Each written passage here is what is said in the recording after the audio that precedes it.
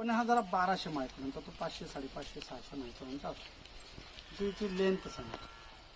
आणि याच्यामध्ये जे काही पाणी आपण घालणार आहे ते 6000 लिटर पाणी असतं.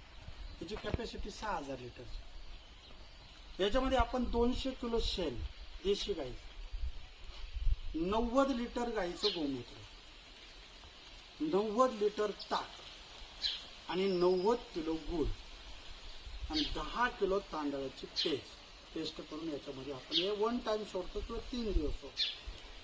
ती सोडल्यानंतर याला 15 दिवस काहीच करायचं नाही, हलवायचं नाही, काहीच नाही. मग 15व्या दिवसानंतर याच्यातून आपण लिक्विड काढतो 200 लिटर. हे गाळायचं नाही, हे डायरेक्ट तुम्ही तुमच्या शेतामध्ये सोडून द्यायचं. ते डायरेक्ट तयार झालं.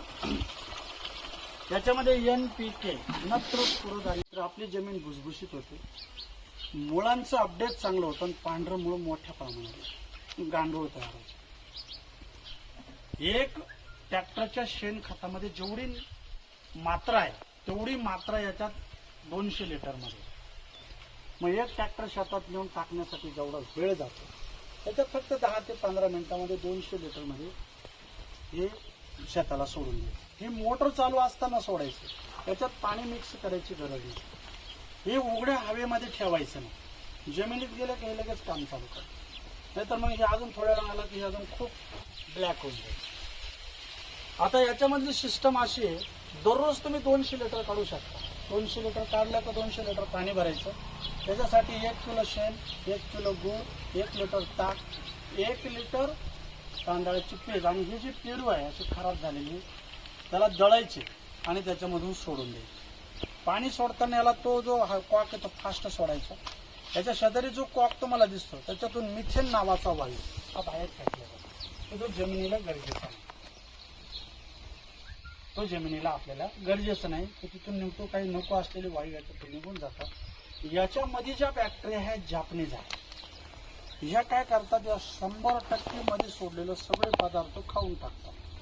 पण हे टाकताना जर तुम्ही 2, 3, 4, 2 इंचाचं जरी असलं तर ते त्याला खात नाही. म्हणून याचे जे बी तुम्ही शेण टाकाल, जो भाग टाकाल तो गाळून टाका, म्हणजे तो पूर्ण गरगोटा असतो. तांदूळ सुद्धा तुम्ही म्हणजे त्यांचं अन्न हे अतिसूक्ष्म, त्या मल्टिप्लाय होतात, जेवढ्या काढाल तेवढ्या मध्ये वाढतात, त्याला खायलाच दिलं पाहिजे. तर अशा पद्धतीने याचं काम चालतं. हा प्रत्येक शेतकऱ्याला बसवणं गरजेचं. याचं लाईफ आहे 5-50 वर्ष, याला काहीच होत नाही, त्याला काही टच नाही झाला, त्याला काहीच होत नाही.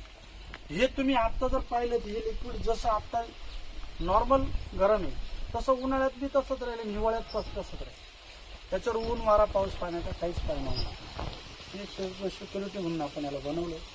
याला खालून उंदीर वगैरे टच करत नाही, पण घुस मात्र त्याला उकळून फाडू शकते, टच करू शकते. म्हणून याला चांगला वट्टा बनवून घ्या, खडा रोतू नये म्हणून खाली कागद टाका. आणि अशा पद्धतीने याचं दररोज ज्या ज्या वेळेस तुम्ही शेताला पाणी द्या त्यावेळेस तुम्ही हे आपल्या फळ पिकांना, भाजीपाल्या वर्गाला नेहमी वापरा.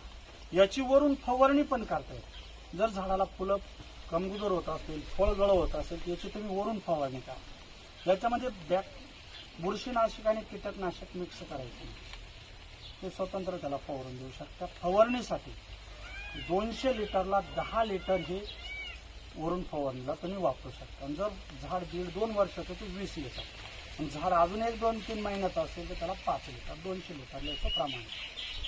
जर नवीन लावलेल्या झाडाला डायरेक्ट हे नेऊन वतलं तर झाड जळतं, कारण त्याच्या मुळीला एवढं फास्ट तेज देतं की ते काम करत नाही.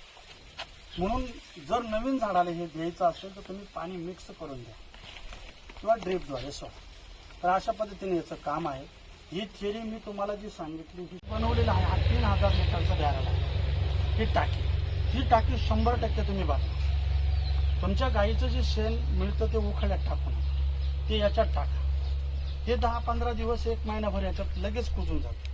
याच्यामध्ये विशिष्ट प्रकारची एक बॅक्टेरिया, उदाहरणार्थ ट्रायकोड्रामा, फॅसिलोमायसिन, बॅसिलस, या बॅक्टेरियाच्या सोडायच्या आणि त्या सोडल्यानंतर डायरेक्ट याची स्लरी आपल्या शेतामध्ये टाकायची. मग याच्यात काय टाकायचं, गाईचं उरलेलं शेण, गोमूत्र, आपल्या घरातलं जे काही अन्न असेल, आपण जे खातो काही सगळं अन्न टाकायचं, फक्त जास्त तेलकट टाकायचं. दुसरी गोष्ट, त्याच्यात साबणाचं पाणी लावू द्यायचं, म्हणजे ते आपल्या बॅक्टेरियाला विघातक असतात. हे जेव्हा तयार होतं याला रोज सकाळ संध्याकाळ हलवायचं, याला हलवायची गरज नाही. आणि उरलेले फळं वगैरे तुमचे आहे ते सर्व याच्यात टाका, की जेणेकरून तुमचं चांगलं सेंद्रिय खत होईल. त्यानं कर्ब वाढतो आणि गांडूळ खूप मोठ्या प्रमाणात वाढतो. तुम्हाला बाहेरचं दाणेदार खत आणायची गरज नाही. परत जर तुम्हाला हे बनवणं शक्य नसेल तर तुम्ही काय करायचं, असं 200 लिटरचा बॅरल